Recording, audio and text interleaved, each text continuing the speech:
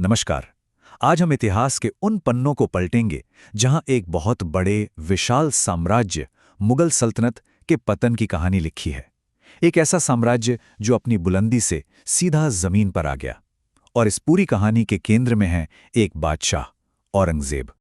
सोचने वाली बात है ना, कि 200 साल, पूरे 200 साल तक चलने वाला एक इतना बड़ा साम्राज्य आखिर ताश के पत्तों की तरह ढह कैसे गया। तो चलिए इसके पीछे की वजहों को, इस पतन की कहानी की एक एक परत को खोलकर देखते हैं। तो हमारी कहानी की शुरुआत होती है सम्राट औरंगजेब के दौर से। देखिए, ये वो वक्त था जब मुगल साम्राज्य, कहते हैं ना, अपनी ताकत के बिल्कुल शिखर पर था। लेकिन इसी चकाचौंध के पीछे, इसकी बुनियाद में धीरे धीरे दरारें भी पड़ रही थीं। ये है औरंगजेब आलमगीर, छठे मुगल बादशाह। हुकूमत कितनी? लगभग 50 साल। और उनकी ये जो उपाधि है आलमगीर, इसका मतलब पता है? दुनिया का विजेता। बस ये एक उपाधि ही उनकी सोच, उनकी महत्वाकांक्षा सब कुछ बयां कर देती है। अब देखिए, औरंगजेब की जो नीतियां थीं वो अपने परदादा यानी अकबर से बिल्कुल 180 डिग्री अलग थीं। एक तरफ थे अकबर, जिन्होंने सबको साथ लेकर चलने की नीति अपनाई, और दूसरी तरफ थे औरंगजेब, जिन्होंने कट्टर सुन्नी इस्लाम पर जोर दिया। उन्होंने राजपूतों जैसे मजबूत सहयोगियों को खुद से दूर कर दिया, और तो और कला पर भी पाबंदियां लगा दीं, जैसे दरबारी संगीत पर पूरी तरह रोक लगा देना। इस बदलाव का एक हैरान कर देने वाला उदाहरण मिलता है। एक इतालवी यात्री थे, निकोलाओ मानुची। उनके लिखे हुए से पता चलता है कि औरंगजेब के हुक्म पर अकबर के मकबरे की दीवारों पर जो तस्वीरें बनी थीं, उन पर सफ़ेदी, चूना पोत दिया गया था। ये एक तरह से साफ साफ संदेश था कि भाई, पुराना दौर अब खत्म हो चुका है। तो इन नीतियों का नतीजा क्या हुआ? विनाशकारी। पूरे साम्राज्य में जगह जगह विद्रोह की आग ऐसी भड़की जिसने सल्तनत को अंदर से खोखला करना शुरू कर दिया। औरंगजेब के कुछ फैसलों ने तो जैसे आग में घी का काम किया। जैसे 1679 में गैर मुसलमानों पर जजिया कर वापस लगा देना, या फिर क्षेत्रीय विद्रोहों के बाद मंदिरों को तोड़ना, सिखों के 9वें गुरु गुरु तेग बहादुर को मृत्युदंड देना, और मारवाड़ मेवाड़ जैसे वफादार राजपूत सहयोगियों से दुश्मनी मोल लेना। इन सब चीजों ने मिलकर साम्राज्य की शांति को बिल्कुल भंग कर दिया। और ये जो असंतोष था, ये किसी एक इलाके तक सीमित नहीं था। बिल्कुल नहीं। पूरे उत्तर भारत में हर तरफ विद्रोह हो रहे थे। दिल्ली के पास जाट, नारनौल में सतनामी, पंजाब में सिख, बुंदेलखंड में बुंदेले, हर कोई मुगल सत्ता को सीधी चुनौती दे रहा था। लेकिन साम्राज्य के लिए सबसे बड़ा खतरा उत्तर में नहीं था। नहीं, वो तो दक्षिण में, दक्कन में इंतजार कर रहा था। दक्कन का पठार एक ऐसा युद्ध क्षेत्र बना जिसने इस साम्राज्य को ऐसी चोट पहुंचाई जिससे वो शायद फिर कभी उबर ही नहीं पाया। 25, ये सिर्फ एक नंबर नहीं है, ये उन सालों की गिनती है। वो 25 साल जो औरंगजेब ने अपनी जिंदगी और अपनी हुकूमत के आखिरी सबसे अहम दौर में दक्कन की लड़ाइयों में झोंक दिए। सोचिए जरा, पूरे 25 साल। औरंगजेब के सिर पर दक्कन को जीतने का एक जुनून सवार हो गया था।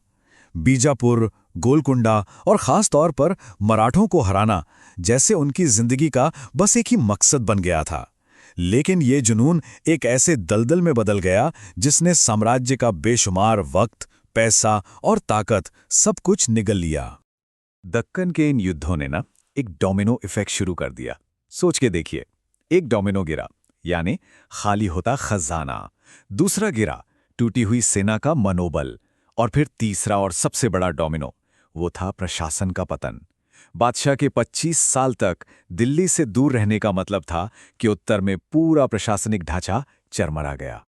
ये आर्थिक बोझ कितना ज्यादा था, इसका अंदाजा इस बात से लगाइए कि औरंगजेब के समय में सेना पर होने वाला खर्च उनके पिता शाहजहां के दौर से लगभग दोगुना हो गया था। अब इतने लंबे और महंगे युद्ध को भला कौन सा खजाना झेल सकता है? और फिर आया साल 1707, औरंगजेब की मौत। उनके जाते ही एक पहले से कमजोर हो चुका साम्राज्य अब बिना किसी मजबूत नेतृत्व के रह गया, और बस यहीं से पतन की जो रफ्तार थी वो और भी तेज हो गई। मुगलों में ना एक बहुत बड़ी समस्या थी, उत्तराधिकार, यानी सक्सेशन का कोई साफ नियम नहीं था। इसलिए जैसे ही औरंगजेब की मौत हुई, उनके बेटों के बीच तख्त के लिए एक खूनी जंग शुरू हो गई। इसने पहले से ही लड़खड़ाते साम्राज्य को अंदर से और भी खोखला कर दिया। औरंगजेब की मौत के बाद ये जो गिरावट थी, इसकी रफ्तार देखिए। बहादुर शाह प्रथम ने आकर कुछ वक्त के लिए हालात संभाले जरूर, लेकिन उनके बाद एक के बाद एक कमजोर और अप्रभावी बादशाहों का सिलसिला शुरू हुआ और साम्राज्य बस बिखरता ही चला गया। इसका सबसे बड़ा सबूत शायद पानीपत की तीसरी लड़ाई है। सोचिए, औरंगजेब की मौत के सिर्फ 50 साल बाद उत्तर भारत की सबसे बड़ी, सबसे निर्णायक लड़ाई हो रही है और मुगल उसमें कहीं हैं ही नहीं। ये जंग मराठों और अफगानों के बीच लड़ी जा रही थी। किस बात के लिए? ये तय करने के लिए कि मुगल साम्राज्य के खंडरों पर अब कौन राज करेगा। तो आखिर इस महान साम्राज्य का आखिरी अध्याय, आखिरी चैप्टर कैसे लिखा गया? तब तक साम्राज्य पूरी तरह से बिखर चुका था। खजाना अब बिल्कुल खाली। जो सूबेदार थे वो आजाद हो चुके थे। पूरा प्रशासनिक सिस्टम जो औरंगजेब पर केंद्रित था वो उनके बिना ढह गया। सेना कमजोर हो चुकी थी। अब ये सिर्फ नाम का साम्राज्य रह गया था, जिसकी किस्मत का फैसला आगे चलकर अंग्रेजों ने किया। और इस कहानी का आखिरी पन्ना पलटा 1858 में, जब आखिरी मुगल बादशाह बहादुर शाह द्वितीय को अंग्रेजों ने देश से निकाल दिया। उस वक्त तक मुगल साम्राज्य हकीकत नहीं, बस एक प्रतीक, एक सिंबल, एक याद बनकर रह गया था। तो आखिर में ये पूरी कहानी हमें एक बहुत बड़े सवाल पर लाकर छोड़ देती है। सवाल ये कि क्या एक अकेले शासक के फैसले, उसकी नीतियां एक पूरे साम्राज्य का, उसकी पूरी प्रजा का भविष्य तय कर सकती हैं? औरंगजेब की कहानी इतिहास के इसी सबक पर हम सबको सोचने के लिए मजबूर करती है।